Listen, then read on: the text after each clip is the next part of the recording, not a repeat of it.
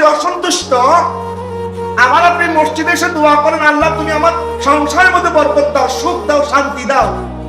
আর সংসারের সুখ শান্তি তালাশ মসজিদে করার আগে নিজের ঘরের মধ্যে তালাশ করেন, নিজের মা বাবাকে খুশি করেন, দেখবেন শান্তি অটোমেটিক আল্লাহ দান করবে। আপনাদের চট্টগ্রামের রাউজানে একটা বৃদ্ধাশ্রম আছে।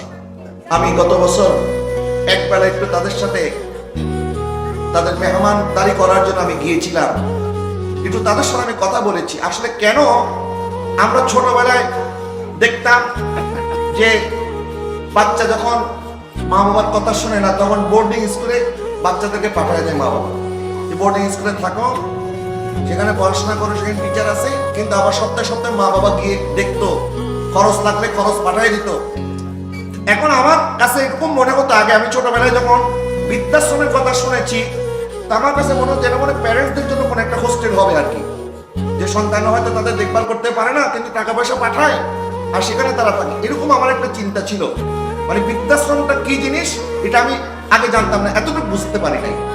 তা আমি যখন সেখানে গেলাম, একজন বৃদ্ধ মানুষ, এনার বাড়ি রাঙ্গুনিয়া, তো রাঙ্গুনিয়া থেকে রাউজান শহরে আসতে গেলে এই রোড দিয়ে আসা যাওয়া করতে হয়। ওনার কথা শুনে আমি অবাক হয়ে গেলাম, বলতেছে হুজুর আমার ছেলে 9 বছর হয়ে গেছে, একদিনও আমাকে দেখার জন্য আসে নাই। যারা বলেন না নাউজুবিল্লাহ, 9 বছর যাবত আমাকে বাড়িতে ফেরত নিবে তো দূরের কথা, আমার ছেলে আমাকে দেখার জন্য আসে নাই। এবং তিনি বলতেছেন আমার ছেলে, আমি শুনেছি মানুষের মুখে, সে মানুষকে বলে যে আমার মা বাবার সাথে অন্যায় করলে আল্লাহ যদি নারাজ হইতো তাহলে আমি কি এখনো ঠিক থাকতে পারতাম? আযাব আসে নাই কেন? নিশ্চয় আযাব আসতো।